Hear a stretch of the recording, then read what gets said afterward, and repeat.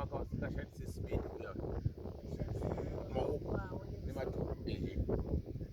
Zvinotipa kuti tizviitewo tisimudzirewo vawagumisire vafungu.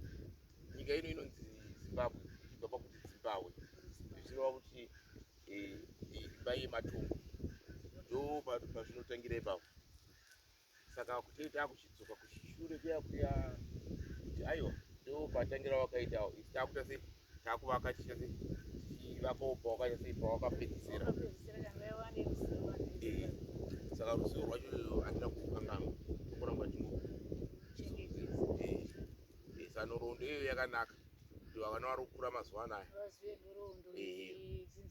ridzinza ravo. Zvino mazuva ano vangoti magames mawhatsapp machechi mawhatsapp vokanganwa nhoroondo yavo.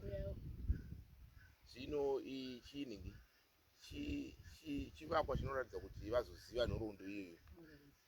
Ndosaka takaiisa panapa. Vamwe vanoti pakashandwa makure madombo chairo rinozorema ari makeji nemakeji zvotoda vanodya kuno kumanje vanomwa maguchu kuti vawane simba.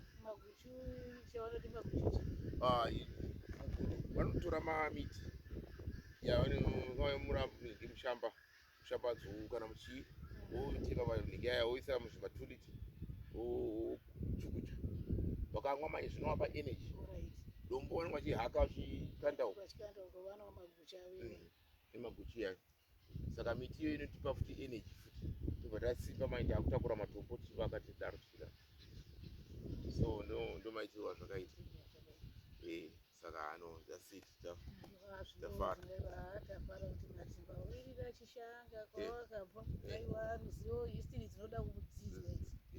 saka tinoda kuitwa nepractice nekuve practical. Vatakanganwa kuti vanhu vapinda mumawhatsapp vakanganwa mitombo zvisingaitaura kuti nemaguchu acho hatisadi. Saka ndipapo ndio mamiriro azvakaita. Saka unogona zvako panapo uchiona zuva richibuda uchiita sei idzi shiri dzodzongwe magreat Zimbabwe aripo zvese zviripo. Ungwe ndoshiri yenyika tinadzo dzakatodaiwa dzakatotariswa kugreat Zimbabwe kwacho. Idzi dzinouya nguva dziya dzatinoti ndamumashuramburo anombouya nguva yesizini kutadza kuda kutanga kuda aiwa idzi hadzisi dzenyika idzi ndedzemvura chete.